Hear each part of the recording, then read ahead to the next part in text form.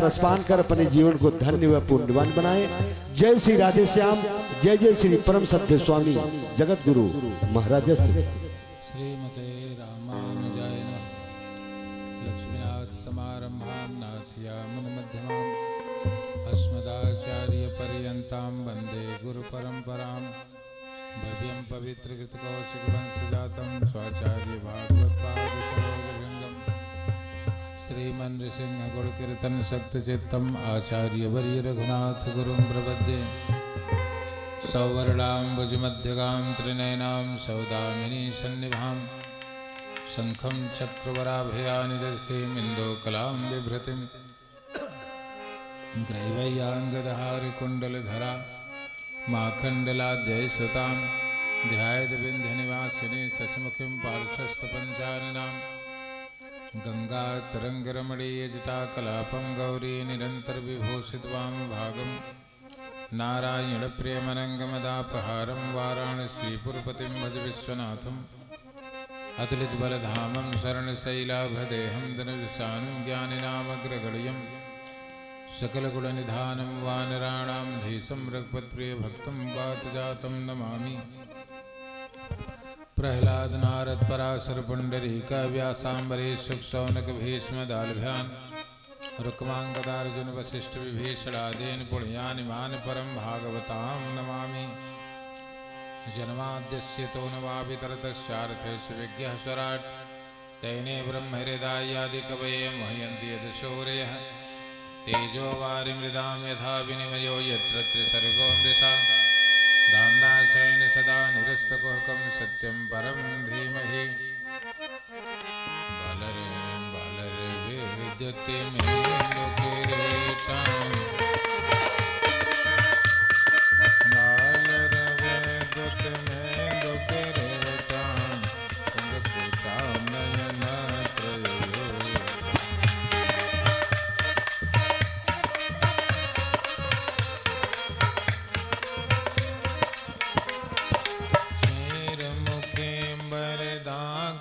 पासां मेत करां प्रभु जय हो।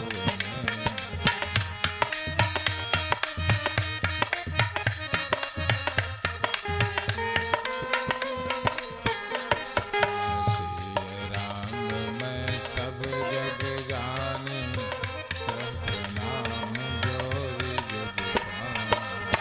सिया राम मैं सब जग जानी करऊं प्रणाम जोर जुग पानी।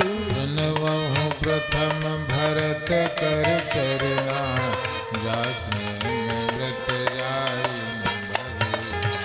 प्रणव प्रथम भरत कर चरना जासनेन व्रत जाई न धरना। विश्वनाथ मम नाथ पुरारी त्रिभुवन महिमा विदित तुम्हारी। विश्वनाथ मम नाथ पुरारी त्रिभुवन महिमा विदित तुम्हारी। हाँ वीर बिनवो हनुमाना राम जास जस आप दिखाए। महावीर बिनवऊं हनुमाना राम जास जस आप बखाना। देवी पोज पद कमल तुम्हारे सुर नर मुनि सब होहि सुखाए।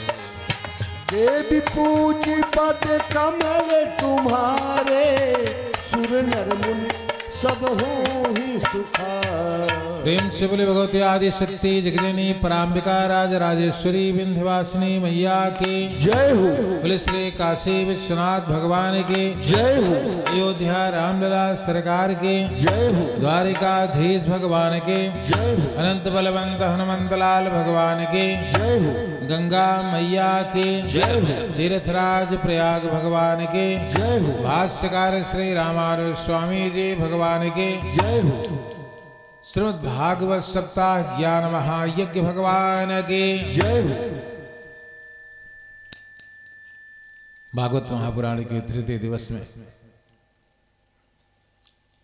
आज आप ध्रुव के उत्तम चरित्र का गुणानुवाद सुनेंगे। और ध्रुव के वंश में, अंग अंग के वंश में, बेन बेन के वंश में महाराज पृथ्वेन, और भागवत के पंचम स्कंद में महाराज प्रियव्रत, प्रियव्रत के पुत्र आग्रेध, आग्रेध के पुत्र नाभि, नाभि के पुत्र ऋषभदेव, और ऋषभदेव के 100 पुत्रों में सबसे बड़े पुत्र राजर्षि भरत की चर्चा सुनी। बहुनाम जन्मनाम अन्ते ज्ञानवानाम प्रबध्यते वासुदेव सर्वमिति स महात्मा सुदुर्लभ। कलयुग में जितने भी देवताओं की पूजा करिए, इस वैवस्वत मनवंतर के अधिकारी भगवान विष्णु, क्योंकि श्वेतवारा कल्प चल रहा है, इसमें आप चाहे जिसकी पूजा करेंगे सब विष्णु भगवान को चला जाता है, वासुदेव को सब समर्पित हो जाता है। यथा आकाशम पतितम तोयम यथा सागर गच्छति। आप चाहे जिसकी उपासना करेंगे लेकिन जाएगा सब भगवान विष्णु के पास। आकाशम पतितम तोयम यथा सागर गच्छति सर्वदेव नमस्कारम केशवम प्रति गच्छति। ये आप भागवत जो श्रवण कर रहे हैं, ये अपने कई पीढ़ियों के लिए बहुत ही साधुवाद है आपके ऐसे पुत्र को, जिन्होंने ये कथा, देखिए जब प्रधान जी के यहाँ चल रही थी तभी सोनू जी ने 5 दिवसीय राम कथा की मांग की थी। अब एक बार तो पड़ा, फिर टल गया, फिर उस समय कुंभ चल रहा था मेले का, तो समय नहीं मिल पाया। फिर दोबारा सोनू ने पीछा नहीं छोड़ा, फिर सोनू ने फिर 5 दिवसीय कथा लिखवाई, और फिर उसको धीरे धीरे धीरे धीरे हमको लगता है अनंत बलवंत हनुमंत लाल जी की कृपा होगी, क्योंकि भाई सुबह शाम उनकी उपासना हो रही है। तो जगतः पितरौ वंदे पार्वती परमेश्वर, सबसे पहले उन्होंने यही उचित समझा होगा कि भागवत होकर के पितरों का मोक्ष हो जाता है, फिर इसके बाद राम कथा होती रही। आइए 5 बार भगवान के पावन नामों का उच्चारण कर लेते हैं, तब सीधे कथा में चलते हैं। श्री कृष्ण गोविंद हरे मुरारे, हे नाथ नारायण वासुदेव। श्री कृष्ण गोविंद हरे मुरारे, हे नाथ नारायण। श्री कृष्ण गोविंद हरे मुरारे, हे नाथ नारायण वासुदेव। श्री कृष्ण गोविंद हरे मुरारे, हे नाथ नारायण वासुदेव। हे नाथ नारायण वासुदेव, हे नाथ नारायण वासुदेव। हे नाथ नारायण वासुदेव, हे नाथ नारायण वासुदेव। हे वासुदेव, हे वासुदेव। श्री कृष्ण चंद्रम, श्री कृष्ण चंद्रम, कृष्ण चंद्रम, श्री कृष्ण चंद्रम। श्री कृष्ण चंद्रम, श्री कृष्ण चंद्रम, श्री कृष्ण चंद्रम, श्री कृष्ण चंद्रम। बोले वृंदावन बिहारी लाल की जय हो। श्री सुखदेव जी परीक्षित जी को सर्ग की कथा सुना रहे हैं। सर्गः प्रतिसर्गस्य वंशः मनवन्तराणि च वंशानुचरितं चैव पुराणं पंचलक्षणं। महाप्रलय के बाद कुछ दिखाई नहीं पड़ रहा था, केवल सहस्त्र दल कमल पर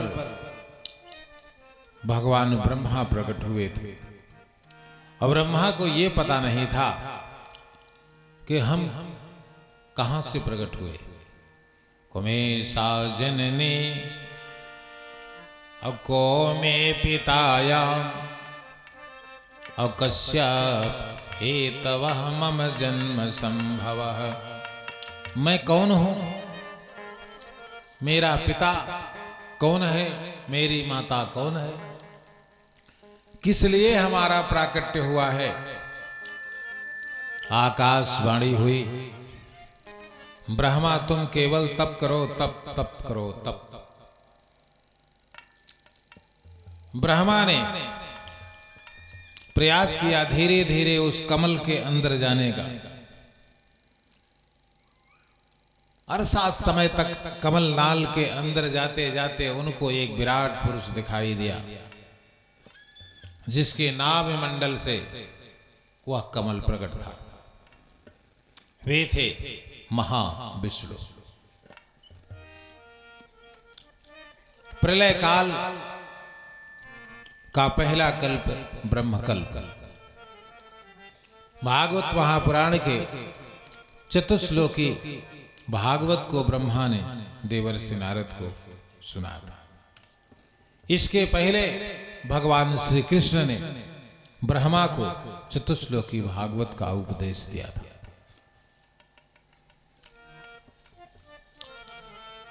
और भगवान नारायण का ध्यान बताया था। नारायणं पंकजपाद कोमलम। भगवान लक्ष्मी नारायण के केवल पैरों की चर्चा की गई और यह भी कहा गया कि भक्त्यायुतौ ये औनचयस्तवन्ति अवृथा गतं तस्य नरस्य जीवनम। केयूरहारं मणिशोभनस्तुम, जिनके शरीर गले में केयूर हार की मणिमाला सुशोभित हो रही है और उसके साथ साथ वनमाला और श्रीवत्स का चिन्ह और सुदर्शन चक्र और गदा और पद्म धारण किए हुए भगवान लक्ष्मी नारायण को हम श्रोता वक्ता सहित करोड़ों बार दंडवत प्रणाम करते हैं।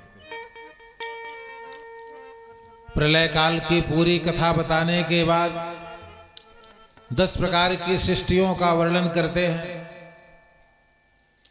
उन सृष्टियों में ब्रह्मा मानसी सृष्टि से लेकर स्वेदज, उद्भिज, जरायुज आदि अनेक प्रकार की सृष्टि करते हैं और सृष्टि में उन्होंने 84 लाख योनियों तक की सृष्टि कर दी। आप यहां मनुष्य होकर बैठे, ये मत समझिएगा कि हम मनुष्य होकर फिर आएंगे। ये तो बहुत बड़ा पुण्य संचय हो। 84 लाख योनियों में आने के बाद मनुष्य एक बार मनुष्य की योनि में आता है। और आता किस लिए है? भगवान की प्राप्ति के लिए। और जब यहां आता है तो मार्ग भटक जाता है। जब प्रकट होता है तो मार्ग भटक जाता है। अब ये भटके हुए लोग हैं जो धर्म से दूर हैं, जो भागवत में बैठे हैं, जो कथा श्रवण कर रहे हैं, जो संध्या वंदन करते हैं, जो भगवान की पूजा पाठ करते हैं, रामचरितमानस पढ़ते हैं, गीता पढ़ते हैं, वे थोड़ी भटके। वे तो पुनः मानव का तन पाएंगे। लेकिन जो इससे दूर हट गया उसको फिर मनुष्य नहीं होना, क्योंकि बड़े भाग्य मानस तन पावा, बड़े भाग्य मानस तन पावा, सदग्रंथ नि दुर्लभ सुर गावा।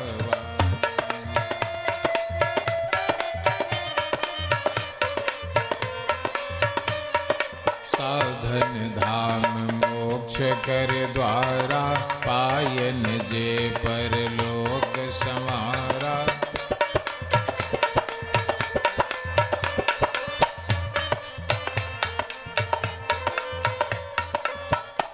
तृतीय स्कंद में करदम की तपस्या हो रही है। करदम ब्रह्मा के पुत्र हैं जो छाया से प्रकट हुए।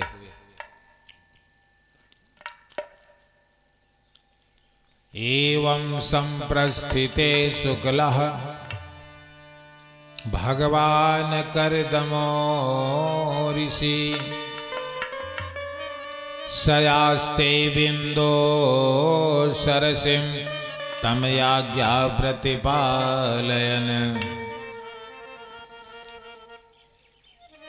कमल के एक पंखुड़ी पर एक पैर जमा कर खड़े होकर और दोनों हाथों को ऊपर करके करदम जी की घोर तपस्या चल रही थी।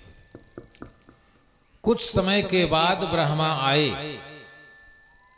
ब्रह्मा ने कहा, करदम तुम्हारी तपस्या पूर्ण हो चुकी है, बहुत जल्दी ही तुम्हारे पास स्वयंभू मनु और शत्रुपा आएंगे और अपनी बिटिया देवहूति का विवाह तुम्हारे साथ करेंगे। तो ब्रह्मा इतना कह करके चले गए। तो तब से करदम क्या कर रहे थे? सयास्ते बिंदो सरसिम तम याज्ञा प्रतिपालयन, ब्रह्मा की दी गई आज्ञा का पालन कर रहे थे और ओम नमो भगवते वासुदेवाय द्वादशाक्षर मंत्र का जाप कर रहे थे। कुछ काल बीत जाने के बाद स्वयं मनुष्य शत्रुपा अपनी बिटिया देवहूति को लेकर आए और देवहूति का हाथ करदम ऋषि के हाथ में सौंप दिया। देवहूति के और करदम से कुल 9 पुत्रियां और 1 पुत्र पैदा हुआ। 9 पुत्रियां जो हुई वे ऋषियों को सौंपी गई और केवल अकेले महर्षि कपिल का प्राकट्य होता है। महर्षि कपिल ने 5 वर्ष की ही अवस्था में संपूर्ण ब्रह्मांड का समीकरण एकत्र कर दिया। उन्होंने महर्षि कपिल ने परम प्रधानम अपुरुषम महांतम अकालम कविम त्रिवितम लोकपालम आत्मानुभूत्वानुगतम प्रपंचम अस्वच्छंद शक्ति कपिलम प्रपद्ये। महर्षि कपिल ने परमाणुओं को मिलाकर अणुओं को मिलाकर त्रुटि को मिलाकर काल को मिलाकर वेद को मिलाकर निमेष को मिलाकर क्षण को मिलाकर पल को मिलाकर घटी को मिलाकर घंटा और 12 घंटे का दिन बनाया। किसने बनाया? ये ब्रह्मा के डायरेक्ट नाती लगते हैं। ये क्या लगते हैं? बोले देवहूति पुनिताश कुमारी जो मुनि करदम गए प्रिय नारी।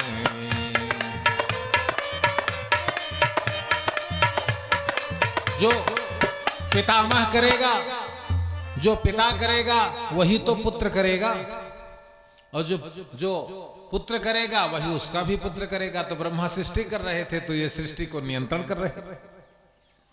12 घंटे का क्या बनाया? दिन। और 12 घंटे की क्या बनाई? रात। 24 घंटे में 8 पहर बनाया। दिन में कुल 4 पहर होते और 4 पहर रात में होते। आज के बच्चों को नहीं पता है।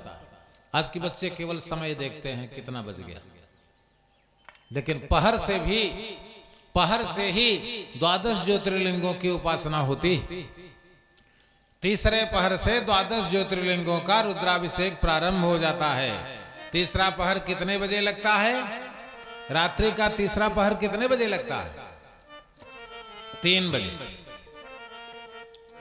और 3 बजे से ही काशी विश्वनाथ भगवान का रुद्राभिषेक प्रारंभ हो जाता है और 3:45 बजे मंगला आरती होती।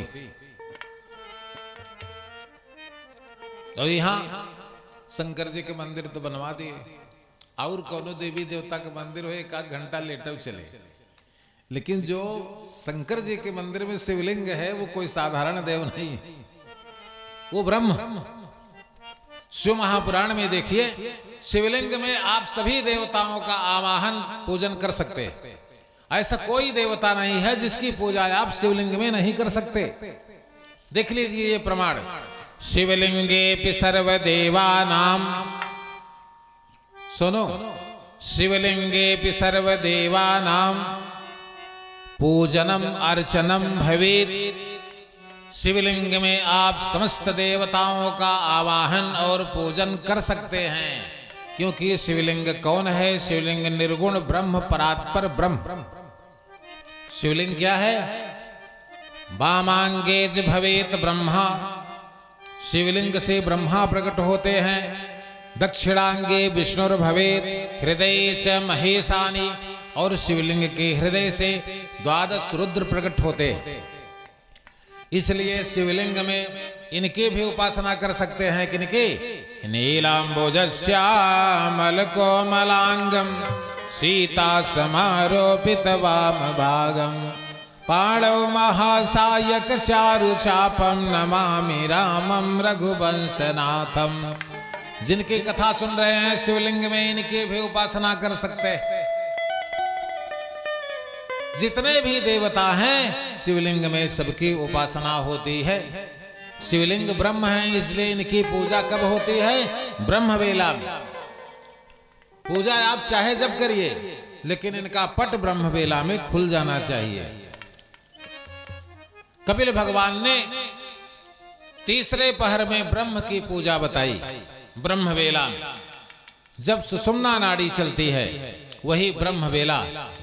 भरत तीसरे पहर निश करत प्रवेश प्रयाग, कहत राम से हृदय अधिक अनुराग। अब तो नहीं निकलता, लेकिन पहले जब हम लोग पढ़ते थे, छोटे छोटे थे, तो गांव में जितने वृद्ध लोग रहते थे वो 3 बजे भोर में ही भजन प्रारंभ कर देते थे। तब तो लाउड स्पीकर नहीं था, लेकिन सुनाई देता था कि हम लोग जब 4 बजे भोर में पढ़ते थे तो भजन की आवाज सुनाई पड़ती थी। हर घर से जो वृद्ध पुरुष रहते थे वो सब भजन करते थे। अब वो पता नहीं भजन कहाँ गायब हो गया, वो हट गया, अब नहीं। और तब अपने आंखों से देखा जाता था कि मरने के पहले कह देते थे कि बेटा मुझे नीचे उतार दो, मेरा जाने का समय हो गया। कहते थे कि नहीं कहते थे? हाँ, ये उसी भजन का प्रभाव था ना? आज भी जो 3 बजे भोर में जग जाना चाहिए। उत्तम तार को पेता मध्यम तार लुप्त का, मध्यम तार लुप्त का, और अधमा सूर्य सहिता। अगर सूर्य निकल आए तो संध्या क्या हो गई? चंडाली। उत्तम तार को पेता यानी 3 बजे उत्तम संध्या है। मध्यम तार लुप्त का, मध्यम संध्या है, आकाश से तारे न दिखाई दे रहे हैं, लेकिन सूर्य न उदय हो। और अगर सूर्य उदय हो गया तो अधमा सूर्य सहिता प्रातः संध्या त्रिभिस्मृता। और शाम के समय उत्तम सूर्य सहिता। जब सूर्य हो तो नंबर 1, और अगर सूर्यास्त हो गए हैं तो नंबर 2, और अगर तारा दिखाई देने लगे तो अधमः तारको पेता सायं संध्या विस्मृता। ये 12 घंटे का दिन और 12 घंटे की रात बनाई किसने? कपिल ने। रविवार से लेकर शनिवार तक के दिनों का निर्माण किया, और 15 दिन और 15 रात का एक पक्ष बनाया, शुक्ल पक्ष। शुक्ल पक्ष में जो अनुष्ठानादि कर्म किए जाते हैं शुक्ल पक्ष में, उसको लोग ज्यादा प्रशस्त समझते हैं। और शुक्ल पक्ष और कृष्ण पक्ष दोनों को मिलाकर उन्होंने 1 मास का निर्माण किया, 30 दिन और 30 रात का। इसी प्रकार से उन्होंने ब्रह्मांड के समस्त नियमों को बनाया, वर्ष बनाया,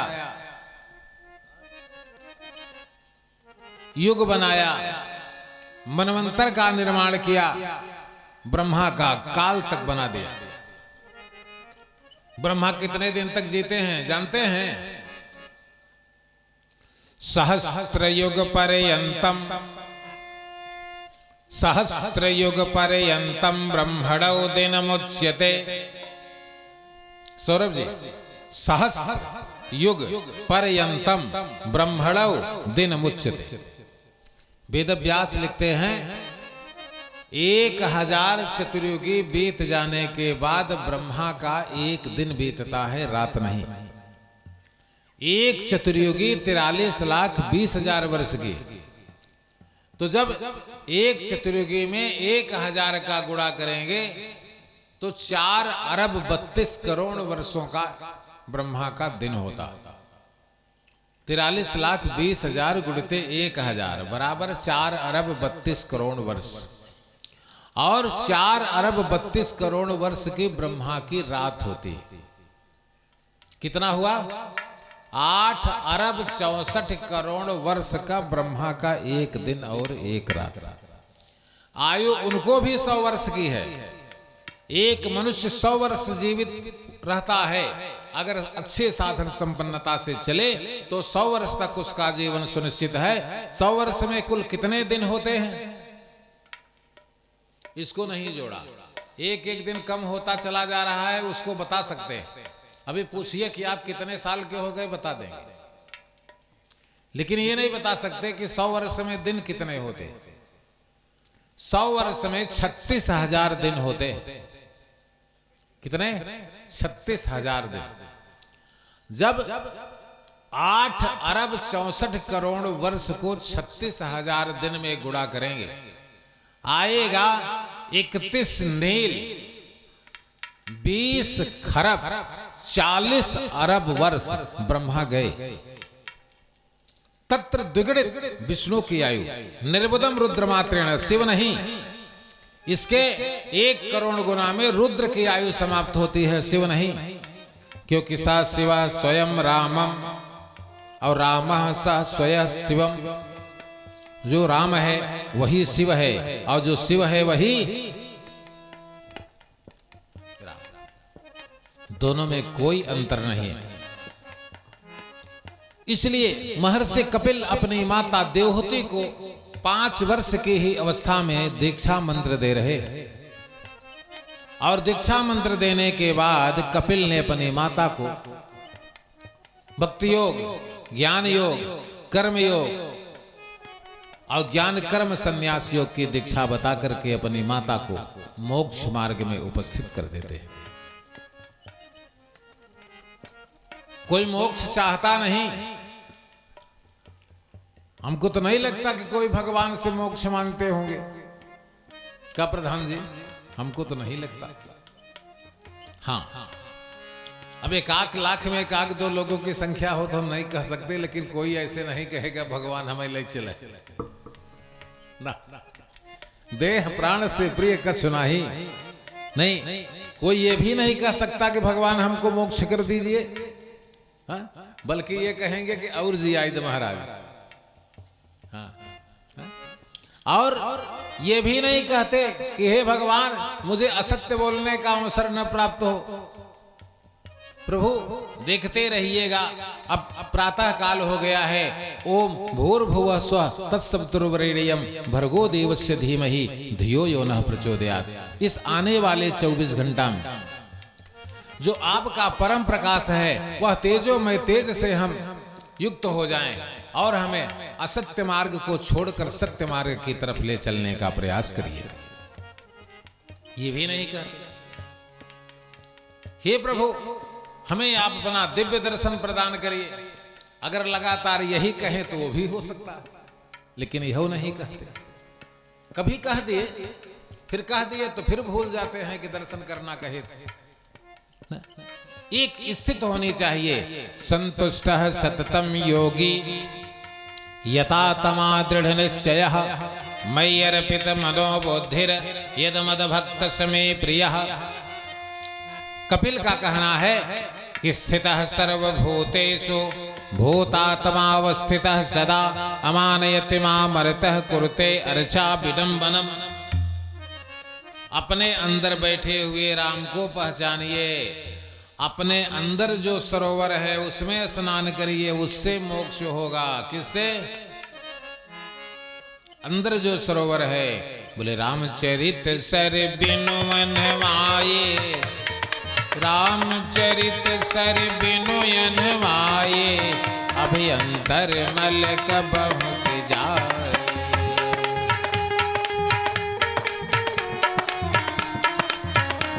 क्योंकि गंगा में तो आप अपनी शरीर धोएंगे, मन तो धुलेगा नहीं, क्योंकि छूटे ही मल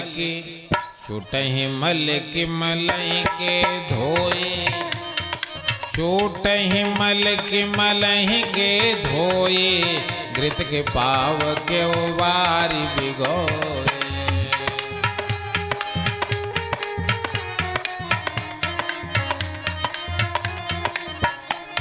स्नान गंगा में कर रहे हैं, लेकिन मन तो धुल नहीं रहा है। जो पाप लगता है तो मन को लगता है, शरीर को पाप थोड़ी लगता है। और मरने के बाद पाप और पुण्य जीव के साथ दोनों जाते हैं और उनकी समीक्षा की जाती है। अगर पुण्य अधिक है तो हो सकता है पाप काट दिया जाए, लेकिन अगर पाप अधिक है पुण्य छोटी है तो पाप ही भोगना पड़ेगा, फिर पुण्य गया। लेकिन अगर जीवन में कभी श्रीमद् भागवत सप्ताह श्रवण करने का यदि विधान बन गया तो फिर वह जीव तो मुक्त हो गया। क्योंकि जन्म कर्म च मे दिव्यम सर्ग प्रतिसर्गस्य वंश मनमंतराणि च अवंशानुचरितम चैव पुराणम पंचलक्षणम। जन्म कर्म च मे दिव्यम एवं ये वेति तत्वतः त्यक्त्वा देह पुनर्जन्मम नयति मामेति पांडव। उस अंतर्यामी परमात्मा का ध्यान करना पड़ता है। ध्यान से ही मानसिक उसकी उपासना करनी पड़ती है, मानसिक ही उसकी समस्त प्रकार के षोडशोपचार पूजा की जाती है, मानसिक ही उसे भोग लगाया जाता है और मानसिक ही उसे दक्षिणा चढ़ाई जाती है। ऐसे सगुण रूपी परमात्मा का निर्गुण ध्यान करने से कुछ नहीं प्राप्त होगा। सगुण उपासक परहित निरत नीति दृढ़ नेम ते नर प्राण समान मम जिनके द्विज पद प्रेम। और सुनिए, इतना नहीं, सब कर्मा गई एक फल राम चरण रति होहु तिनके मन मंदिर बसहु सिय रघुनंदन दो। जो कुछ नहीं मांगता, केवल यही मांगता है, प्रभु आपके चरणों में स्थान चाहिए। तो डायरेक्टर महोदय ने कहा उसके हृदय में सीताराम दोनों निवास करें। इस प्रकार से कपिल ने अपनी माता को भक्ति मार्ग और ज्ञान मार्ग बता करके देखते ही देखते मोक्ष की प्राप्ति करा दी। भागवत महापुराण के चतुर्थ स्कंद की पहली कथा है। ब्रह्मा के पुत्र, क्योंकि आपने सुना था ना 10 लड़के ब्रह्मा के हैं। मरीचिरयत्रियंगिरसौ पुलस्त पुलह क्रतो भृगु दक्षस्य दशमस्तत्र नारदः। नवे पुत्र दक्ष। दक्ष को प्रजापति बनाने का निर्णय लिया ब्रह्मा ने कि जितने भी ब्रह्मांड में देवता हैं सब जो है दक्ष प्रजापति की पूजा करेंगे, इसलिए दक्ष को प्रजापति बनाने का निर्णय ब्रह्मा ने ले लिया। और जब प्रजापति बनाने का निर्णय ले लिया तो ब्रह्मांड में ऐसा कोई देवता नहीं था, कोई ऋषि महर्षि नहीं था जिसको निमंत्रण नहीं गया, सबको निमंत्रण गया। और यज्ञ कहां हो रही थी? ये ब्रह्मा की पहली यज्ञ है। इसी यज्ञ को करने के बाद दक्ष को प्रजापति बनाएंगे। ये स्थान कौन था? प्रकृष्टेन यागः यत्र तत प्रयागः। प्रयाग में ब्रह्मा ने पहला अश्वमेध यज्ञ किया और इसी अश्वमेध यज्ञ के बाद दक्ष को प्रजापति बनाने का सुअवसर प्राप्त कराया। सभी देवता आकर बैठे थे। जब दक्ष प्रजापति निकले, सप्तर्षियों ने स्वस्ति सूक्त का घोष करते हुए जब बाहर निकाले तो सभी देवता तो उठकर खड़े हो गए, लेकिन इनके स्वयं दामाद नहीं उठे। ये दक्ष के प्रजापति बनने में घोर संकट था। दक्ष के दामाद कोई साधारण देवता नहीं थे कि कोई साधारण देवता है, नहीं उठा तो काम नहीं बिगड़ेगा। ये महादेव थे और महादेव नहीं उठे। महादेव जब नहीं उठे तो दक्ष ने प्रजापति बनेंगे नहीं बनेंगे वो काम बाद में है, कमंडल से जल निकाला और सबसे पहले महादेव को श्रापित करने लगे। बोले कापालिक, भूतों के साथ श्मशान में निवास करने वाले, नंग धड़ंग रहने वाले, सिरों की माला धारण करने वाले, हम तुम्हें श्राप देते हैं, आज के बाद से तुम्हारा किसी यज्ञ में आवाहन नहीं होगा। शंकर जी उठबई नहीं करे, न तो कुछ बोलबई। जब शंकर जी को यह श्राप हो रहा था तो मंडप से कम आधे के आधे ऋषि और देवता कान में अंगुली डालकर वहां से हट चुके थे, क्योंकि शंकर जी की कहीं निंदा हो, विष्णु की निंदा हो, संत की निंदा हो। बोले संत शंभु श्रीपति अपवादा, संत शंभु श्रीपति अपवादा, सुनिए तहां जस यस मर जादा। काटिय जीभिता सुजो बसाई, श्रवण मोदिनत चलत परा।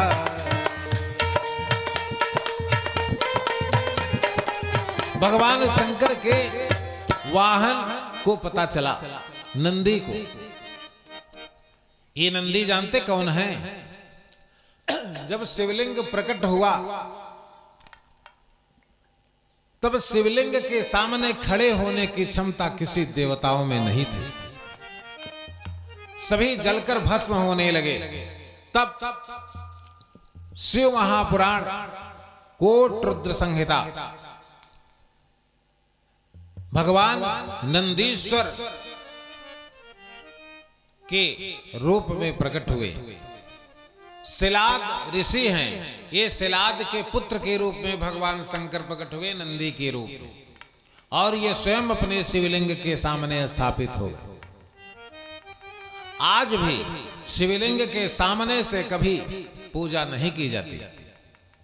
शिवलिंग अगर है तो आप ज्योतिर्लिंगों में आप दसों दिशाओं से जल चढ़ा सकते हैं, लेकिन ऐसे शिवलिंग यदि हैं तो आप उत्तर मुंह करके भगवान शिव की पूजा कर सकते हैं।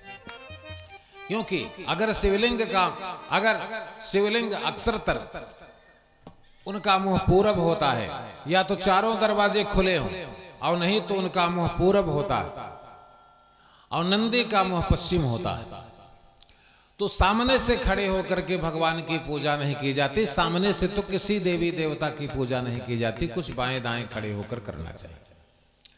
अब जैसे पार्थिव रुद्राभिषेक हो रहा है ना, तो अब हमने देखा, हम कहेंगे नहीं भैया, हमने देखा जहां यजमान को बैठना चाहिए वहां पंडित बैठा है।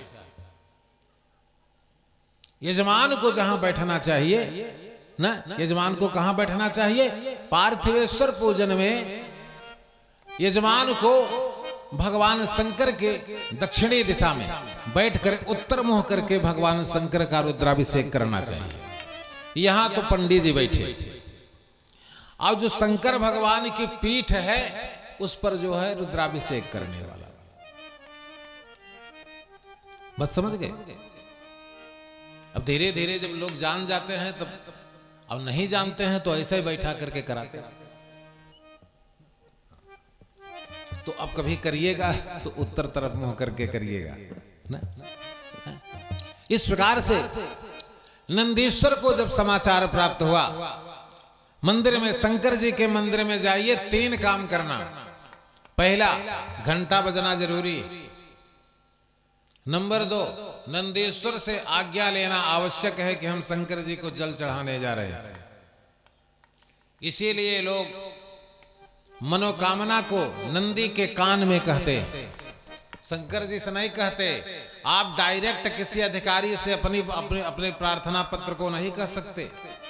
जो उनके अनुचर हैं, नंदीश्वर प्रमथनाथ महेश्वराय, उनके कान में लोग अपनी मनोकामना कहते हैं। वो शंकर जी के पास रात में सूचना पहुंच जाती है और आपका काम हो जाता है।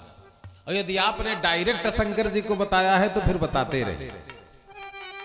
आपकी तरह हमारी तरह कई लोग खड़े हुए हैं वहां पर ना? तो नंदी के कान में कहा जाता है, और फिर इसके बाद जल चढ़ा करके, और फिर इसके बाद वापस जब घूमने लगिए तो शिवलिंग की तरफ पीठ करके मत लौटिए। किसी भी मंदिर में दर्शन करने के बाद पुनः सीढ़ी तक जो है ऐसे चल करके पीछे भाग से आइए, और जब देवी की प्रतिमा या शिव की प्रतिमा थोड़ा दूर हो जाए तब पीठ दिखा करके घूम जाइए। ये आचरण है, ये सनातन धर्म है, इस प्रकार से पूजा की जाती है। नंदी को जब पता चला विज्ञाय श्रापम गिरसानुग्राग्रणी नंदीश्वरौरोष कसाय ईप्सितम दक्षस्य श्रापम विससर्ज दारुणम ये चान्य मोदस्तदवाच्यता द्विजा। नंदी सभा के मध्य में पहुंचे और अपने स्वामी के श्राप का समाचार सुनकर के प्रजापति दक्ष को दारुण श्राप दिया। का दुष्ट दक्ष, वह पहले यज्ञ होगी जिसमें हमारे स्वामी का आवाहन नहीं होगा, उसकी पूर्णाहुति तुम्हारे सिर से की जाएगी। और इसके बाद बैठे हुए लोगों के पास घूमे नंदी और उन्होंने कहा, जब मेरे स्वामी को श्राप हो रहा था, जिन जिन ब्राह्मण के गोत्रों के ऋषि यहाँ पर बैठे हैं, वे आने वाले द्वापर और कलयुग में सभी बक्षा भक्ष खाने लगेंगे, सभी गायत्री विहीन हो जाएंगे। अबच्छा द्विजा सर्वे भिक्षावृत्तिस्य जीविनः। और कहा ये सभी त्रिकाल संध्या और गायत्री से दूर हट जाएंगे, इन गोत्रों के ब्राह्मण जो इस समय यहां पर उपस्थित थे। आज आप देख लीजिए, कुछ कहने की बात नहीं। अशुभ भेष भूषण धरे बच्छा भक्ष जे खाए, ते योगी ते सिद्धि नर पूज्यते कलयुग माहे। देख रहे कि नहीं देख रहे? बाबा जी की वाणी थोड़ी गलत होगी। ते विप्रंसन आप पुजामय उभय लोक दो भांति न सामय। तो ये नंदी का श्राप था। जो ब्राह्मण, वैसे तो प्रत्येक ब्राह्मण को एक माला गायत्री प्रति दिवस जाप करना चाहिए। ब्राह्मण, क्षत्रिय और वैश्य तीनों को त्रिविध द्विजमुच्यते, इनको एक माला गायत्री पर डे जपनी चाहिए। और जिनके पास समय हो वो सहस्त्र गायत्री कम से कम नित्य प्रति जपे। एक सहस्त्र गायत्री जपने से 24 घंटे का जितना पाप होता है वह सब समाप्त हो जाता है, और उस व्यक्ति के अंदर एक अलौकिक तेज उपस्थित होता है, और वो व्यक्ति चाहे तो देवी देवताओं की प्रार्थना करके कुछ भी दूसरे को भी प्राप्त करा सकता। इतना गायत्री मंत्र में तेज है। मंत्रा नाम बृहत सामम गायत्री छंद सामपि। गायत्री मंत्र में बृहत तेज है, और मंत्रों का साम्राज्य और सम्राट भी गायत्री मंत्र है। नंदीश्वर बाबा जी को उठाए और वहां से चलते बने। शंकर जी ने कहा, अरे नंदी, तुमने व्यर्थ में ही श्राप दे दिया, हमको तो श्राप लगता नहीं, अब उसको लग गया, अब उसका सिर कटेगा। शंकर भगवान को श्राप लगता नहीं तो तुमको समझना चाहिए था, नहीं देना था श्राप, इतना जल्दी क्रोध नहीं करना चाहिए। संगात् संजायते कामः कामात् क्रोधो भी जायते क्रोधात् भवति सम्मोहः सम्मोहः स्मृति भ्रमः श्रुति भ्रंसाद बुद्धिनाशः बुद्धिनाशात् प्रणश्यति। भगवान शंकर ने कहा, दक्ष भी तुम्हें श्राप दे सकते थे, लेकिन दक्ष ने तुमको श्राप नहीं दिया। और नंदी, ये तुम अपने बढ़िया समझो कि तुमको श्राप नहीं हुआ, हमको तो लगता नहीं। नंदी ने कहा, अगर लग जाता महाराज तो कोई बात नहीं, लेकिन स्वामी का अपमान हो गया, हम उसको छोड़ने वाले नहीं। स्वामी सेवक ऐसा ही चाहिए। नंदी लेकर चले। समय आया, गंगा द्वार के कनखल में 84 किलोमीटर की दूरी में स्वर्ण का यज्ञ मंडप बनाया गया, और उसमें आइए हमारे श्री वेद शुक्ला जी को आज देखिए समय से समय प्राप्त हो गया।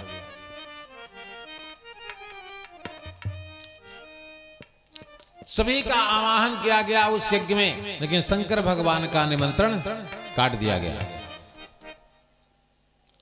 और कैलाश पर्वत के ऊपर से ही सब जा रहे थे। हिमालय के किनारे हरिद्वार में गंगा द्वार में ही एक कनखल में यज्ञ हो रही थी, विष्णु 100 यज्ञ, बृहस्पति 100, यानी इसमें कई लाख ब्राह्मण पाठ करने के लिए निमंत्रित थे। और कैलाश पर्वत पर भगवान ध्यान मुद्रा में थे, लेकिन सती तो बैठी थी। सती ने देखा, सती बिलोके व्योम विमाना, चले जात सुंदर सुरना।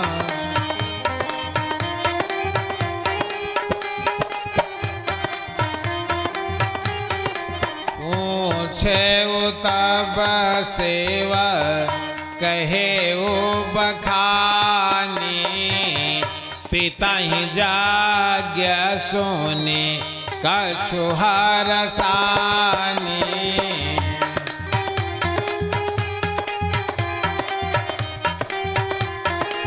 दत्त सुता निज सकल बुलाई, तुम्हारे हमारे ही बैर तुम्हें बिसराई। शंकर भगवान ने कहा कि अपनी समस्त 59 पुत्रियों को बुलाया, लेकिन मेरे बैर के कारण तुम्हारा आवाहन नहीं किया, और अब वहां जाना ठीक नहीं।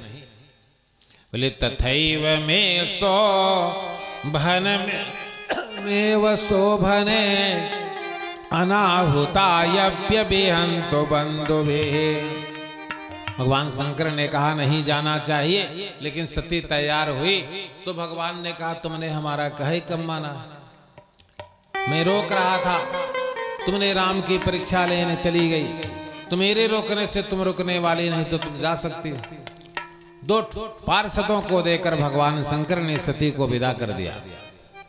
सती यज्ञ मंडप में पहुंची। यज्ञ मंडप में समस्त हर जगह उसने दृष्टि दौड़ाई। मंडप के पूर्व भाग में सूर्य नारायण के दाहिनी भाग में शंकर भगवान के पुत्र गणेश, गणेश के दाहिने भाग में धर्मराज के दाहिने भाग में शेषनाग के दाहिने भाग में स्कंद के दाहिने भाग में वायु देवता के दाहिने भाग में चंद्रमा के दाहिने भाग में वरुण के दाहिने भाग में अष्टवसु के दाहिने भाग में धनाध्यक्ष कुबेर के दाहिने भाग में बृहस्पति के दाहिने भाग में विश्वकर्मा, और मंडप के अंदर इंद्र, ब्रह्मा, विष्णु। लेकिन जो रुद्र का स्तंभ था उसमें भी विष्णु खड़े थे, रुद्र की कहीं चर्चा नहीं थी। जितने भागवत में सोनु मंडप बने हुए ये सब यज्ञ में होते। भागवत में आपके सब यज्ञ वेदियां बनी है ना, सर्वतोभद्र मंडल में से लेकर चतुष्ट योगिनी मंडल, सप्तघृत मातृका, षोडश मातृका से लेकर वास्तु पुरुष मंडल देवता से लेकर 49 क्षेत्रपाल देवता और नवग्रह मंडल देवता, अधिदेवता, प्रत्यधिदेवता, पंचलोकपाल, 10 दिक्पाल देवताओं के साथ सब देवताओं का आह्वान था, लेकिन लिंग तो भद्र मंडल की कहीं चर्चा नहीं थी। सब देख लिया सती ने। बोले सती जाय देखत तब जागा, सती जाय देखत तब जागा, कतौ ने देख सांभो कर भागा।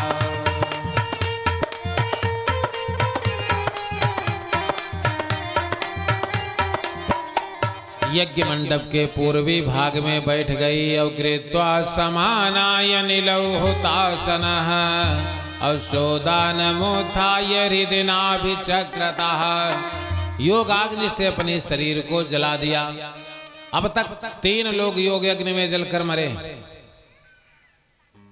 देखिए कल का जो हमने प्रश्न किया था तो प्रधान जी ने आज हमको बताया आकर के। हाँ, लेकिन इससे एक चीज जान लीजिए प्रधान जी, जब यहां तक पहुंच जाएंगे तब पूरा इतिहास, पुराण, वेद सब फेल हो जाएगा। कैसे फेल होएगा जानते हैं? ब्रह्मकल्प के स्वयंभू मनवंतर के पहले सतयुग का यह अवतार है नैमिषारण्य में राम सीता का। उसके बाद 23वें त्रेता में राम का अवतार हुआ दशरथ के। तो इसके पहले की कथा एकदम से खत्म। यानी ब्रह्म को जानना हमारे आपके बस का विषय नहीं। बताया आपने एकदम सही। और काफी लोगों को ये सब पता नहीं है, पाठ करते हैं, पारायण करते हैं, लेकिन ये सब जानकारी नहीं। ये बहुत अच्छी बात है कि उत्तर मिला। आज 3 लोगों ने योगाग्नि से अपनी शरीर जलाकर भस्म की है। कौन कौन? बोले सबरी है सती है मुनि सरभंगा, सबरी है सती है मुनि सरभंगा, योग याग्नि दहे यही क्षण भंगा।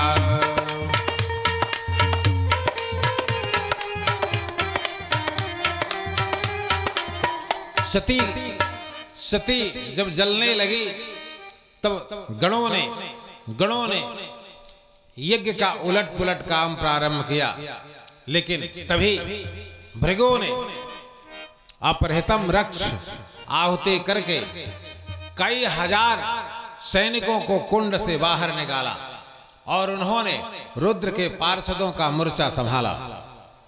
इस समाचार को ले जाकर के नारद ने कैलाशवासी को बताया कि भवो भवान्याम निधनम प्रजापति और सत्कृतायाम अवगम्य नारदात्। प्रभु सती यज्ञ में जलकर अपने प्राण समाप्त कर दिए हैं और विभो नाम के सैनिकों से रुद्र पार्षदों का लोहा चल रहा है, क्योंकि भृगु ने दक्षिणाग्नि से विभो नाम के सैनिकों को निकाला है।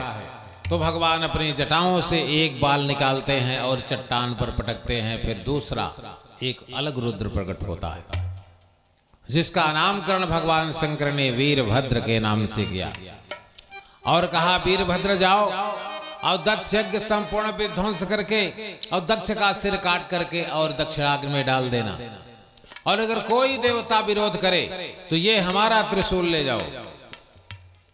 अब इस त्रिशूल के सामने तो कोई टिकेगा नहीं। जितने देवता थे सब पलायन कर गए और अंततः दक्ष का सिर काट करके वीरभद्र ने कुंड में डाल दिया। यहां तक कि भृगु की दाढ़ी और जटाओं को भी काट करके स्वाहा कर दिया।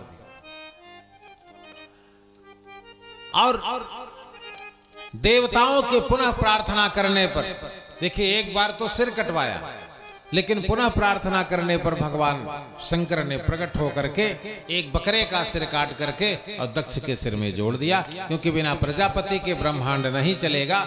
लेकिन तुम अहंकारी हो, इसलिए तुम्हारे हम मानव का भी सिर लगा सकते थे, लेकिन नहीं, मैं करने वाले बकरे का ही सिर तुम्हारे ऊपर लगेगा, ताकि तुमको अपने अहंकार का पता रहे। और भगवती सती का जन्म पार्वती के रूप में पुनः अवतार होता है।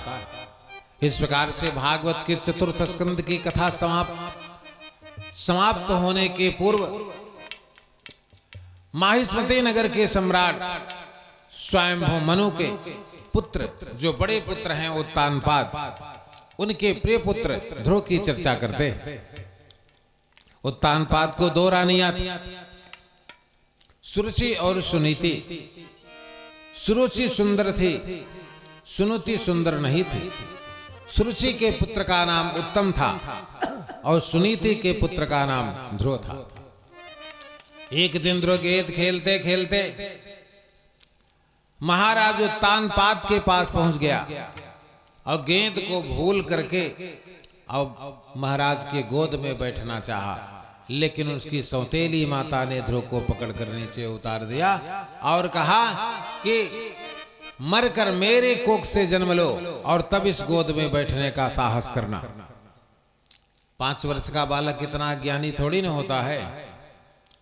वो आया अपनी माता से रो करके पूरा दृष्टांत बताया। सुनीति ने कहा ध्रुव तुम इसी समय जंगल में चले जाओ और घोर तपस्या करके अंतर्यामी परमात्मा को प्रकट कर लेना और माहिष्मती नगर के सम्राट से सबसे ऊपर का सिंहासन उनसे मांग लेना। ध्रुव ने सायंकाल 5 बजे तक अपनी माता को प्रणाम किया दंडवत और मधुबन की ओर चल दिया। ज्यादा नहीं 4 किलोमीटर गए थे ध्रुव। तब तक कौन मिल गए? श्रीमन नारायण श्रीमन नारायण नारायण नारायण श्रीमन नारायण नारायण नारायण राम नारायण राम नारायण नारायण नारायण राम नारायण नारायण नारायण बद्री नारायण नारायण नारायण बद्री नारायण नारायण नारायण। बोले भक्तवत्सल भगवान की जय हो। देवर्षि नारद ने बालक ध्रुव को गोद में उठा लिया। कल आपने सुना था कि देवर्षि नारद भगवान के तीसरे अवतार हैं, तो उठा लिया। स्पर्श तो हो गया कि नहीं हो गया? भगवान का स्पर्श बालक ध्रुव को हो गया और समझाया देवर्षि नारद ने कि बेटा चलो हम उत्तानपाद को डांट देते हैं, अब दोबारा ऐसी गलती नहीं करेंगे। लेकिन ध्रुव ने देवर्षि नारद को दंडवत प्रणाम किया। कहा अब देवर्षि मैं घर नहीं जाऊंगा, क्योंकि मैंने अपनी माता से आज्ञा लेकर के जंगल में तपस्या करने आया हूं। नारद ने कहा तुम्हें हिंसक जानवर खा जाएंगे। ध्रुव ने कहा कोई बात नहीं, खा लेंगे तो फिर दोबारा जन्म होगा, लेकिन बिना भगवान को प्राप्त किए मैं माहिष्मति नगर नहीं लौटूंगा। संतुष्ट सततम योगी यथा तमा दृढ़ निश्चय मयि अर्पित मनोबुद्धिर यद मद भक्त समे प्रिय। जो अपनी संकल्प सिद्धि से दूर नहीं भागता, संकल्प ले लेने के बाद बीच में जो भटक जाता है वह भगवान का भक्त नहीं। ऐसा सोचकर देवर्षि नारद ने 5 वर्ष के बालक ध्रुव को दीक्षा मंत्र दिया। तभी से ब्राह्मण अष्टमे वर्षा, उसी समय से ब्राह्मण के घरों के बालकों को 8वें साल ही उपनयन संस्कार करवा करके उनको दीक्षा दे दी जाती थी। क्षत्रिय 12 के 12वें वर्ष में क्षत्रिय और 15 से 16 वर्ष के बीच में वैश्य के लड़कों को दीक्षा प्रदान करके उपनयन संस्कार करा दिया जाता था। देखिए 5 वर्ष के बालक ध्रुव को दीक्षा दी गई कि नहीं दी गई? दीक्षा लेने से संस्कार बदल जाते हैं ना। लेकिन अब आजकल तो अगर कोई और काम करने के लिए पैसा है प्रधान जी, हाँ कहिए रामायण करा लें पूरा 24 घंटा, हाँ पूरा क्षेत्र न्योते देंगे, और ही नहीं देखते कि जो रामायण पढ़ने आ रहे हैं वो कैसे पढ़ रहे हैं। मोटरसाइकिल से आ रहे हैं, रास्ता में लोग शंका किए होंगे, ना हाथ धोना न पैर धोना न आचमन करना, सीधे बैठकर रामचरितमानस माने कोई कवितावली बितावली किताब है जैसे। और वेद जी 30 ठूस में विश्राम है, 30 ठूस में विश्राम है और 9 जगह पूर्ण विश्राम, 39 विश्राम है। पता नहीं किस व्यक्ति ने मानस को अखंड कह दिया, किसको अखंड चल जाइए, बोले बाबा जी की बात को मेट दिया। कितने विश्राम है? 39 जगह रुक करके श्री राम का जाप कर लेना चाहिए, फिर इसके बाद मानस को प्रारंभ करना चाहिए। लेकिन नहीं, उसका नाम है अखंड रामचरितमानस चला रहे। पवित्रता का कोई भाव नहीं है कि पवित्र ढंग से उस रामचरितमानस को पूरी की जाए। रामचरितमानस बैठे तो एक व्यक्ति घर का बैठकर पूरी रामचरितमानस साथ में पारायण करे, ऐसा नहीं है। लेकिन घर वाले सो रहे हैं ठाठ से, अब रात भर अब जब ज्यादातर रामायण, एक लोग तो हमसे कह रहे थे महाराज कि अरे जब 1-1:30 बजे था रात तो 15-20 पन्ना इकट्ठे पढ़े। अब देखिए हमने देखा नहीं, लेकिन हमसे लोगों ने बताया महाराज जब 1-1:30 रात बजे तब देखा लाउड स्पीकर पर एकदम आवाज धीमी हो जाए, बोले वृंदावन बिहारी लाल की। तो कहने का मतलब हम किसी कार्य को करें तो ज्ञान पूर्वक करें। आज बालक ध्रुव को 5 वर्ष में ही दीक्षित करने के बाद अमोघ नरसिंह कवच लगा दिया देवर्षि नारद ने और कहा जाओ तत्तात गच्छ भद्रम ते यमुनाया सलिलम तटे पुण्यम मधुबनम दिव्यम सानिध्यम नित्यदा हरि। यहां से 15 किलोमीटर उत्तर जाओ, वहीं पर तुम्हें कालिंदी तट पर एक विशाल बट वृक्ष मिलेगा और उसी वृक्ष पर हमेशा भगवान प्रकट होते रहते हैं। वहीं जाकर के तुम 5 महीने की तपस्या प्रारंभ करो। ध्रुव पहुंच गए और त्रयारांते कपित्थवादरायणः 3 दिन 3 रात बीत जाने के बाद एक कैत और एक बेर का फल खाते थे। पहला महीना गया,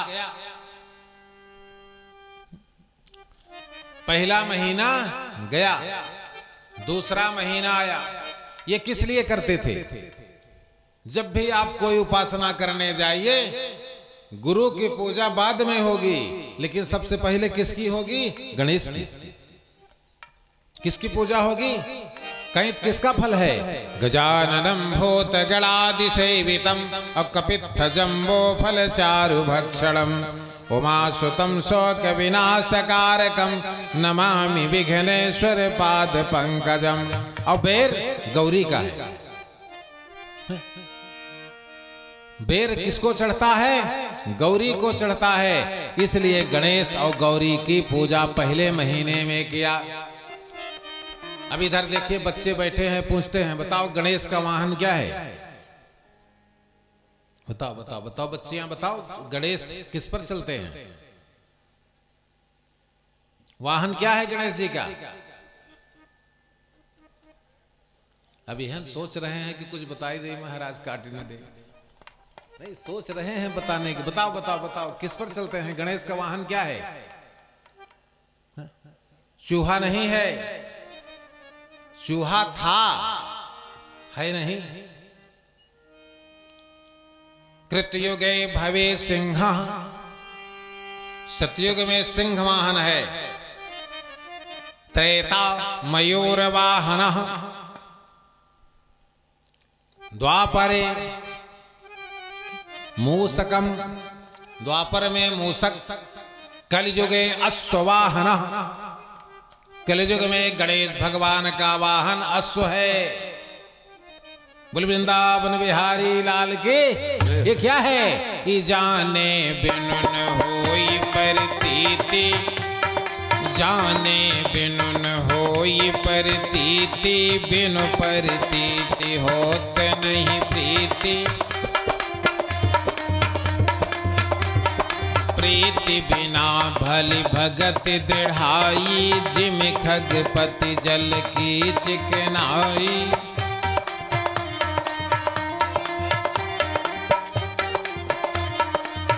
दूसरे महीने में 6 दिन 6 रात बीत जाने के बाद एक सूखी पत्ती और एक सूखी घास खाते थे।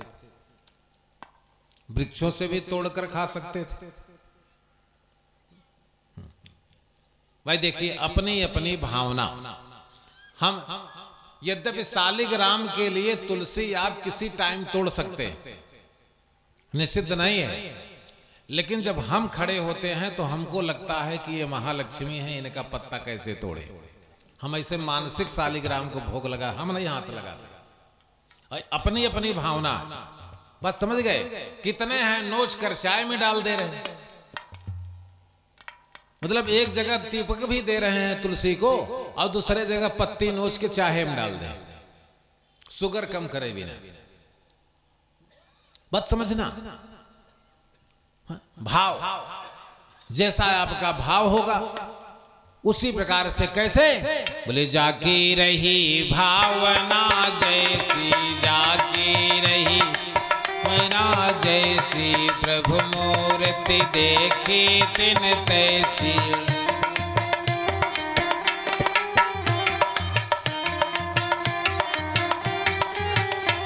व्रत और तपस्या के समय आप किसी वृक्ष की पत्ती को तोड़ते हैं तो आपका व्रत खत्म हो जाएगा। संकल्प लेते समय आप आम की संकल्प के पहले आम की टेरी तोड़ सकते हैं, लेकिन जब व्रत का संकल्प हो जाएगा आप आम की पत्ती को भी हाथ नहीं लगा सकते। अगर लगाए कि फिर व्रत गया। इसलिए जिस प्रकार से व्रत माहेश्वरी करती थी, क्या करती थी, वो भी चाहती तो बेलपत्र तोड़कर खा सकती थी, लेकिन नहीं, बोले बेलपत्र मही परत सुखाई, बेलपत्र मही परत सुखाई, 3 सहस संवत सुखा।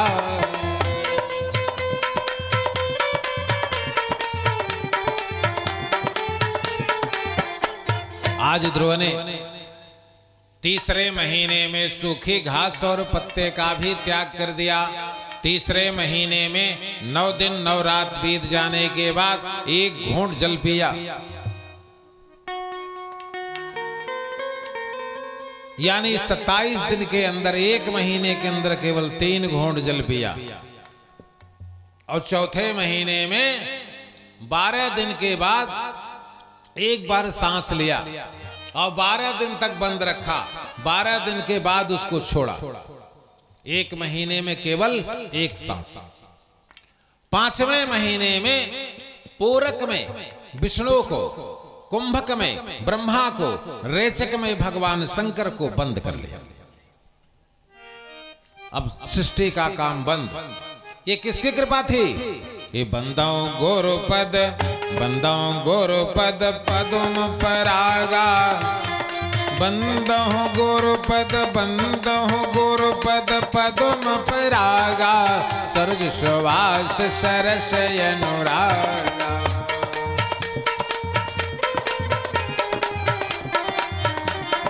जे गुरुपद अम्बुजय अनुरागी, ते लोक हुए दहु बड़ भागी।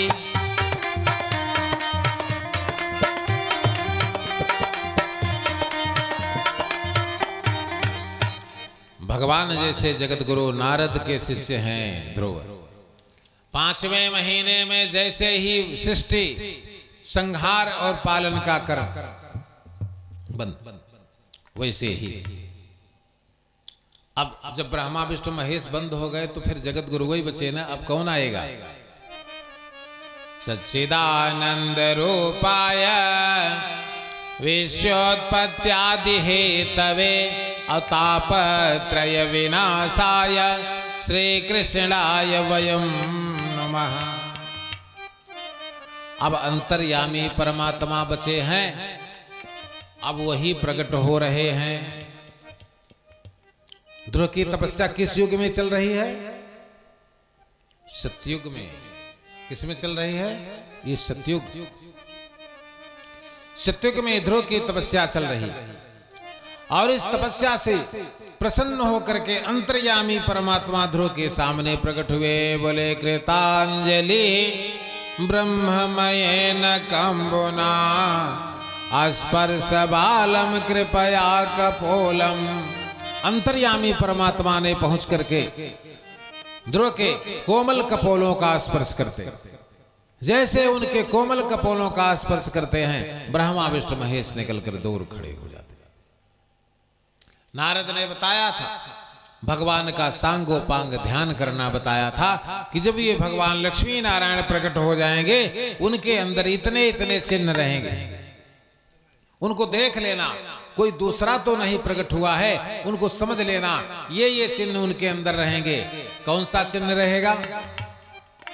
अब तो लक्ष्मी नारायण का ध्यान करना लोग भूलते जा रहे हैं। प्रधान जी बताएं, पहले हर गांव में महीना में 10-5 दरे सत्यनारायण की कथा होत रही। अब हाथ उठाओ कितना दरे होता? पहले महीना में माताएं नहीं कुछ तो गाय भैंस बीमार हो जाती थी, तब वो अंगू निकाल देती थी, सत्यनारायण की कथा सुना। और सत्यनारायण की कथा पंडित सुनाते खाली नहीं पाते थे, रोजे 2-4 कथा थी। अब नहीं, अब पंडितन से पूछा महाराज क्यों सुनवाई नहीं करत बियाहे शादी में भले कहे सत्यनारायण कथा सुनाई। तो धीरे धीरे नारायण का परिचय ही बदलते जा रहे हैं, जबकि प्रत्येक पूर्णिमा को माताओं का कर्तव्य है ये पूर्णिमा व्रत रहे।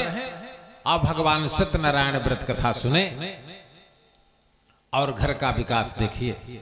स्कंद महापुराण में आवंत खंड का एक खंड है रेवा खंड, जिसमें केवल 3 पन्ने में पूरे सत्यनारायण व्रत भगवान की कथा लिखी हुई। बालक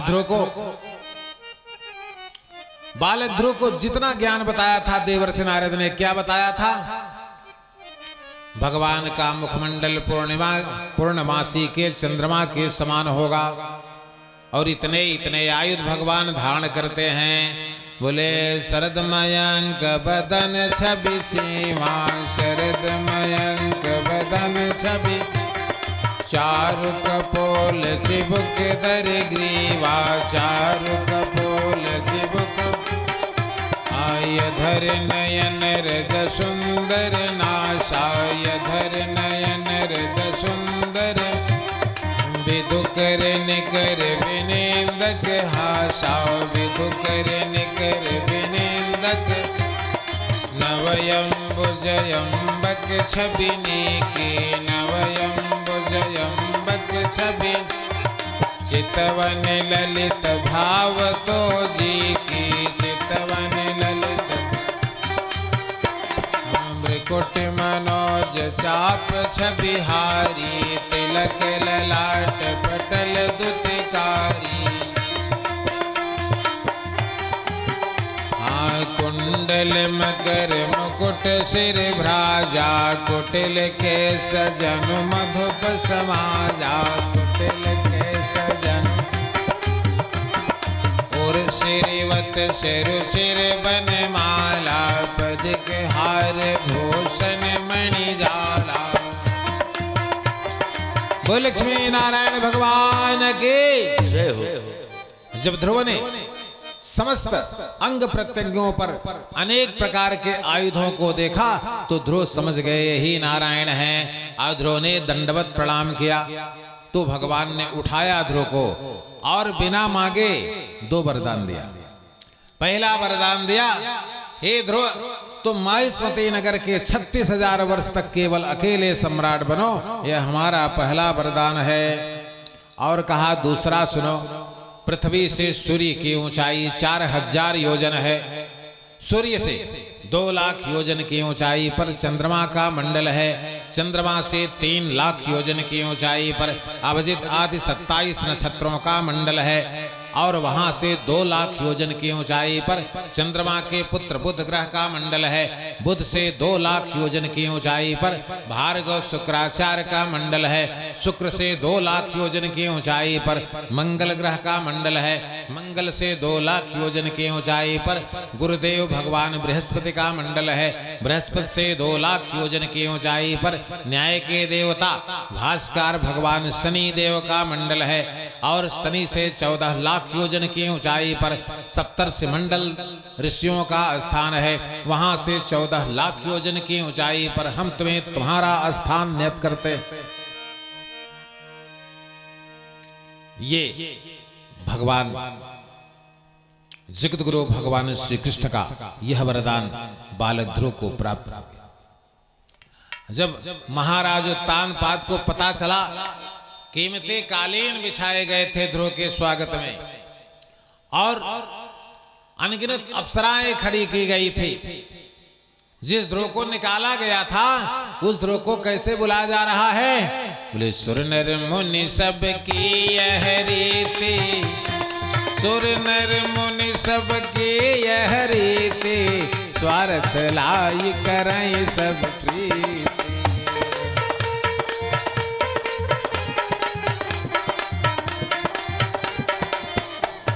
इसमें जानिए ध्रुव को आज वरदान प्राप्त हुआ, इसमें सबसे बड़ा हाथ किसका है? उत्तानपाद का, सुरुचि का, सुनीति का। तीनों में से किसका सबसे बड़ा योगदान है? सुरुचि का। अगर सुरसी ने ध्रुव के साथ ऐसा न किया होता तो सुनीति कभी उन्हें जंगल जाने का आदेश न देती। इसलिए सुरसी को प्रथम स्थान मिलता है। बालक ध्रुव 36,000 वर्षों तक माहेश्वती नगर के सम्राट बने। इन्हीं के वंश में महाराज अंग हुए, जिन्होंने कई हजार यज्ञों को संपन्न किया। अंग के बाद महाराज बेन हुए। यह बेन बहुत दुष्ट शासक था। बाबा जी ने लिखा कि अगर संसार में कोई अधमों का अधम है तो राजा बेनु। अधम न बेनु समान। ये बेनु भगवान की पूजा अर्चा बंद करा दिया था। इसने केवल राजा की पूजा करवाना प्रारंभ कर दिया। आर्यावर्त में कहा मेरी पूजा करो। नरणाम च नराधिपा, भगवान कौन होता है। सप्तर्षियों को जब पता चला, सप्तर्षियों ने श्राप देकर इसको मृत्यु के कगार पर उतार दिया। फिर सप्तर्षियों ने सोचा बिना राजा के तो देश चलेगा नहीं, इसलिए बेन की शरीर का मंथन करते हैं। मंथन करने से एक स्त्री पुरुष का जोड़ा प्रकट हुआ। ये थे अर्षि और पृथ्वेन। जब पृथ्वेन नए शासक बने तब पृथ्वी पर अन्न शाक सब समाप्त हो गया था। बेन के अत्याचारों से पृथ्वी एकदम समाप्त हो चुकी थी। पृथ्वी पर अन्न उत्पन्न होना बंद हो गया था, बरसात होना बंद हो गया था। इसलिए एक दिन आजगव धनुष उठाया और पृथ्वी को निशाना बनाया महाराज पृथ्वेन ने। देखते ही देखते पृथ्वी ने गाय का रूप धारण कर लिया और गाय भागने लगी और महाराज पृथ्वेन उस गाय का पीछा किए। उनको पता है कि पृथ्वी ने पूछा क्या स्त्रियों पर हथियार उठाना चाहिए। महाराज पृथ्वेन ने कहा नहीं, लेकिन अगर दुश्चरित्र है और चरित्रहीन है जिसके द्वारा परिवार खराब हो सकता है, ऐसे स्त्री को दंड दिया जा सकता है। और गाय वे भी दंडनीय है जो बंध्या होकर और नाजायज किसानों के खेतियों को नुकसान पहुंचाती है। ऐसी बंध्या गायों को भी दंडित करने का अधिकार है। किसने दिया?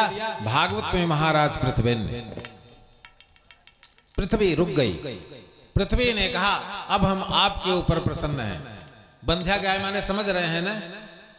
बंध्या गाय न बच्चा देती है न बछड़ा देती है। अब लोग क्या करते हैं जाने, अब गाड़ी में लदवाई के दूसरे गांव में ले जाए छोड़ जा, अपन जान बचाए ले। आओ एक ही डेयरी एक ही गौशाला रही, समझे? हम नाम नहीं लेंगे, हम नाम नहीं लेंगे सोनू जी। हाँ, हम नाम नहीं लेंगे। कम से कम 10,000 गायें हैं। तो हम उसमें गए, देख रहे थे तो कब बछड़ा न दिखाने न हमके। तो हमने कहा भैया इसमें से बछड़े कहाँ चले जाते हैं? तो कहें नहीं नहीं सब बछिया हैं, सब आज के डॉक्टरों ने बछवा नहीं निकलते हैं। अब समझिए, हाँ ये स्थिति है कि बछड़े सब, बछड़े बेचारों का कोई राज्य ग्राहक नहीं। बछिया है तो उनके राज्य ग्राहक है, लेकिन बछवा धर्म उनका कोई राज्य ग्राहक का नहीं। वो बेचारे घूम रहे हैं। अब ये नहीं खेती तो खाएंगे, अब भाई क्या करेंगे? अब उनको मार भी नहीं सकते, बताइए। ये धर्म है, धर्म और रक्षति रक्षति, धर्म की रक्षा करने के लिए भाई अब चलिए क्या किया जाए। तो बंध्या गाय को दंडित करने का अधिकार दिया गया है। जो अपने मुंह से अपना पगहा निकाल लेती है उसी को बंध्या गाय कहते हैं। जो न बच्चा देती है न दूध देती है, ठीक ऐसे गाय को दंड करने का विधान बताया गया। स्वयंभू मनु शत्रु मनु को बछड़ा बना करके पृथ्वेन ने अन्न साग दूध दही घी इत्यादि का दोहन किया। इसी प्रकार से देवताओं ने इंद्र को बछड़ा बनाकर स्वर्ण रूपी पात्र में अमृत का दोहन किया। ऋषियों ने बृहस्पति को बछड़ा बनाकर स्वर्णिम पात्र में वेद पुराण उपनिषद शास्त्रों का दोहन किया। नागों ने तक्षक को बछड़ा बनाकर मुह रूपी पात्र में विष रूपी द्रव्य का दोहन किया। पक्षियों ने गरुड़ को बछड़ा बनाकर मुह रूपी पात्र में खाने योग्य कीट पतंगों का दोहन किया। इसी प्रकार से पृथ्वेन का शासन पूरे आर्यावर्त में ऐसा प्रसिद्ध हो गया कि पूरी पृथ्वी का तकिया लगा करके सोते थे महाराज पृथ्वी। इन्हीं पृथ्वेन के वंश में प्राचेतस हुए 10वें प्राचेतस महर्षि वाल्मीकि। प्राचेतसों को भगवान शंकर ने दीक्षा देकर के उनको वैराग्य धारण करा दिया। इन्हीं में वरुण से चरसणी जाता वाल्मीकि भवत कवि, वरुण भगवान की चरसणी नाम की पत्नी से महर्षि वाल्मीकि का जन्म होता है, जो आदि कवि हो। भागवत के 5वें स्कंद में महाराज प्रियव्रत ये उत्तानपाद के छोटे अनुज हैं। जब ये रथ निकाल करके चलते थे, इनके रथ के पहिए से जो पृथ्वी पर चिन्ह पड़े, उनसे 7 सागर और 9 खंड और 7 द्वीपों में पृथ्वी बदल गई। ये कौन है? लघुसुतताहि प्रियव्रतयाहि, लघुसुतताहि प्रियव्रत, वेद पुराण प्रशंसत जाहि।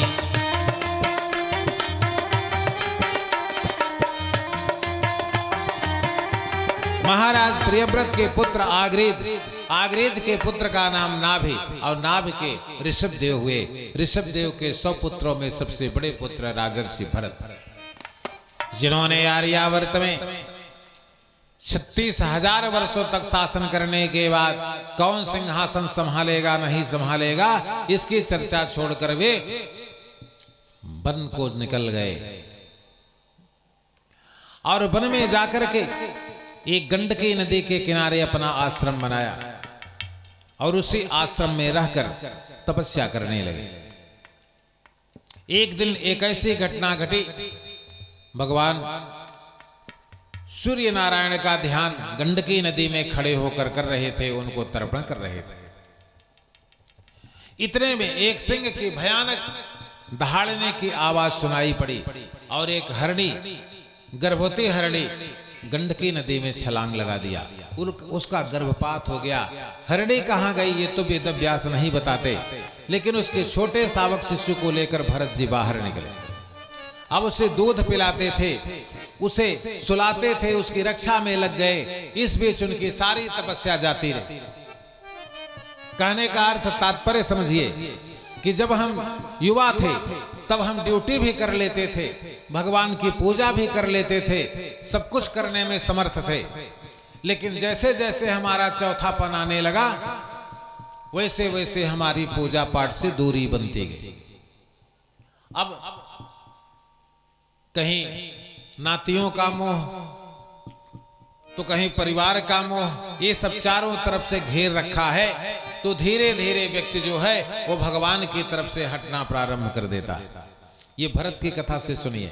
अभी तो इतने बड़े साधक थे भरत, न ये राजर्षि कहे जाते हैं, लेकिन एक मृग के चक्कर में इनकी सारी तपस्या समाप्त हो गई। और एक दिन किसी सिंह शावक ने इनके उस हिरण को खा और उसी को खोज रहे थे। आत्मा चित्त मन इनका शावक पर लगा हुआ था और उसी समय यमराज का कालदंड भरत जी को उठा ले गया। मरते समय जिसका मन चित्त हिरण पर लगा हुआ था, वो हिरण योनि में चले गए, लेकिन ज्ञान नहीं गया था। इसलिए हिरण के शरीर को छोड़ करके पुनः उन्होंने आंगिरस गोत्र में ब्राह्मण के घर ही प्रकट होते हैं। वहां भी इनका नाम जड़ भरत पड़ता है।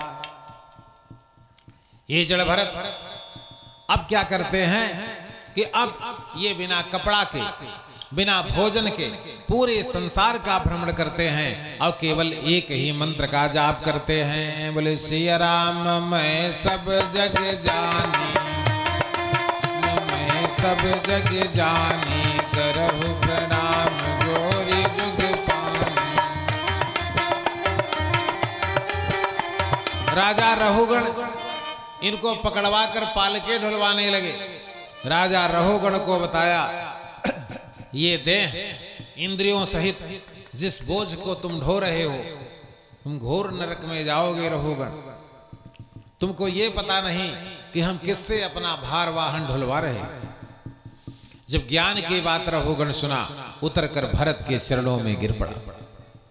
रहुगण को राजर्षि भरत ने ज्ञान और भक्ति योग का विधिवत प्रकाश करके उनको समझाने का कार्य किया था। रहुगण को यही राजर्षि भरत, जिनको कोल भीलों ने पकड़कर कालिका देवी के मंदिर में कालिका स्थापना होने के लिए इनकी बलि के लिए ले, लेकिन जब बलि चढ़ाने के लिए तैयारी हुई तो वहां भगवती कालिका प्रकट हो गई। काला भ्राभ्राम कटाय छेरिकुल भेदाम मौलिबद्धेन्दुरेखाम शंखम चक्रम कृपाणम त्रिशकमविकरैरुद्धहन्त्रीं त्रिनेत्राम सिंहस्कन्धाधिरूढां तृणमखिलं तेजसां पूरयन्तीं ध्यायेत् दुर्गां जयाख्यां तिरस्पर्वितां सेवितां सिद्धिकामये। बोले दुर्गा मैया की जय हो। इस प्रकार से राजर्षि भरत की चर्चा करने के बाद भागवत के पंचम स्कंद में 28 नरकों का वर्णन परीक्षित जी को श्री सुखदेव जी सुनाना प्रारंभ किए। सबसे पहला नरक है तामिश्र नाम का नरक। तामिश्र नाम के नरक में वह व्यक्ति गिराया जाता है जो शास्त्रों की अवहेलना करता है। शास्त्र में कर्तव्यम आचरण कर्मः अकर्तव्यम अनाचरण तिष्ठति प्रकृति आचारः इति धर्मस्य लक्षण। बताए गए कार्यों को जो करता है और जिनको रोका गया है उसको नहीं करता, वह सदाचारी पुरुष बताया गया है। लेकिन इसके विपरीत में जो चलता है वह तामिश्र नाम के नरक में गिराया जाता है। इसी प्रकार से कई प्रकार के नरकों का वर्णन बताया। एक दो नहीं, कुल 28 नरक हैं, लेकिन उनके लिए नहीं है जो भागवत सुन रहे हैं। ये नरक और सभी के लिए हो सकते हैं, लेकिन ये मानवा अपापकृतस्तु सर्वदा अबले सदा दुराचार रता विमार्गगा अबले क्रुधाग्नितः यः कुटिलस्य कामिनः बोले सप्ताह यज्ञेन कलौ पुनन्ति ते। और सुनिए, निगम कल्प तरुर, ये जिस भागवत को आप सुन रहे हैं इसको कल्प वृक्ष बताया। क्या बताया? कल्प वृक्ष। निगम कल्प तरुर गलितम फल, और इसमें जो फल लगा है वो रसमयी फल है। निगम कल्प तरुर गलितम फलम सुखमुखाद अमृतम द्रव संयुतम। सुखदेव जी के द्वारा जूठा भी किया गया है। सुखमिता सुख मुखात अमृतम द्रव संयुतम अपिबत भागवतम रसमालयम। भागवत सुनते जाइए, भागवत की कथा को अंदर ग्रहण करते जाइए, आप अमृत को जीत लेंगे और मोक्ष मार्ग का दरवाजा अपने आप खुल जाएगा। क्योंकि यह कल्प वृक्ष है।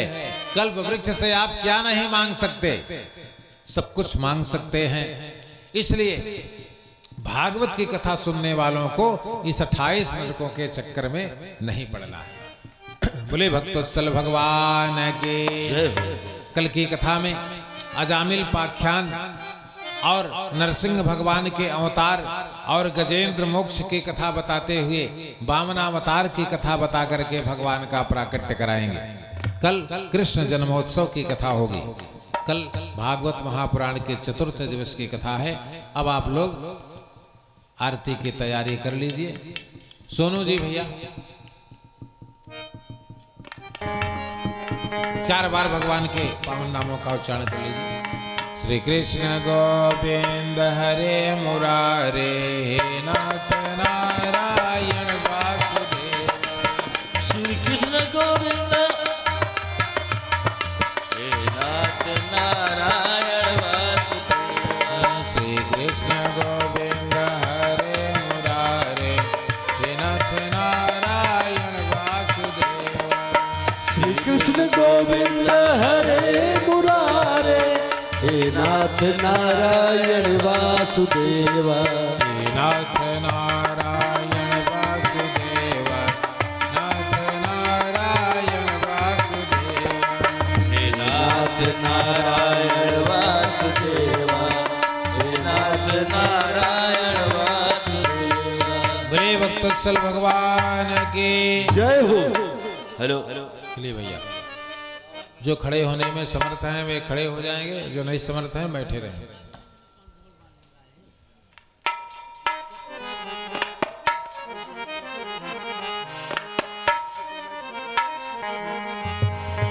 हरि ओम हरि ओम हरि ओम हरि ओम। अधर धर मुरली बजैया की, अधर धर मुरली बजैया की, आरती कृष्ण कन्हैया की। अधर धर मुरली बजैया की, आरती कृष्ण कन्हैया की। अधर धर मुरली बजैया की, आरती कृष्ण कन्हैया की। अधर धर मुरली बजैया की, आरती कृष्ण कन्हैया। श्याम तुम मथुरा जन्म लियो, गोकुल में मंगल चार कियो। श्याम तुम मथुरा जन्म लियो, गोकुल में मंगल चार कियो। यशोदा यशोदा गोद खिलैया की, आरती कृष्ण कन्हैया की। अधर धर मुरली बजैया जय हो।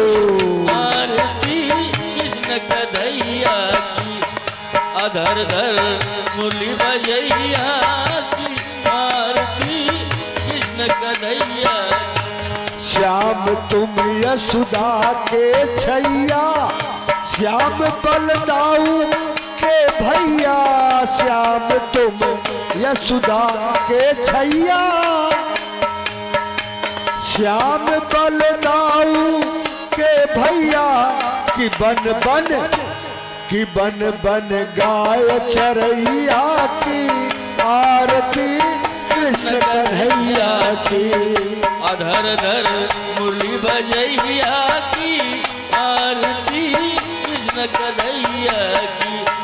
अधर धर मुरली बजैया की, आरती कृष्ण कन्हैया की। श्याम तुम कंसासुर मारो, भूमि के भार उतार डारो। श्याम तुम कंसासुर मारो, भूमि के भार उतार डारो।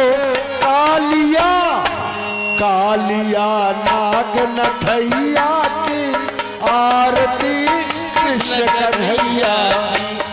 अधर धर मुरली बजैया की, आरती कृष्ण कन्हैया की।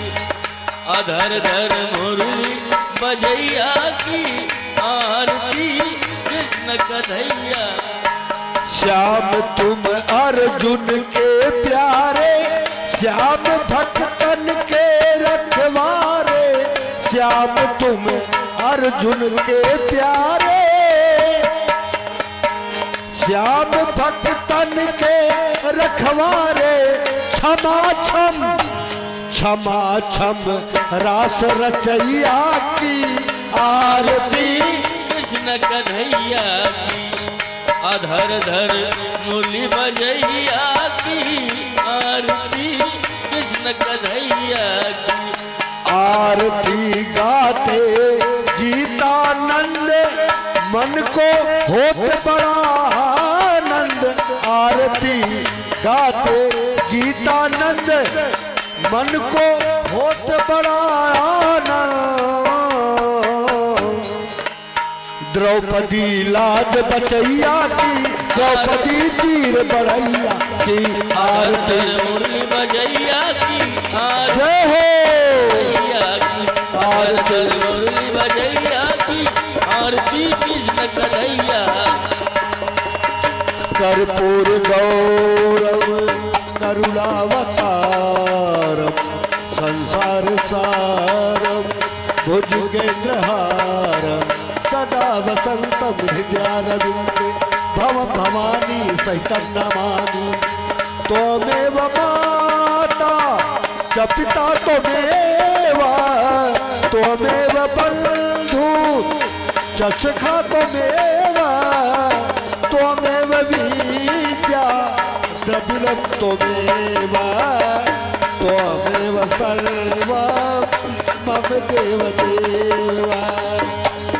हरे राम राम राम हरे हरे। हरे राम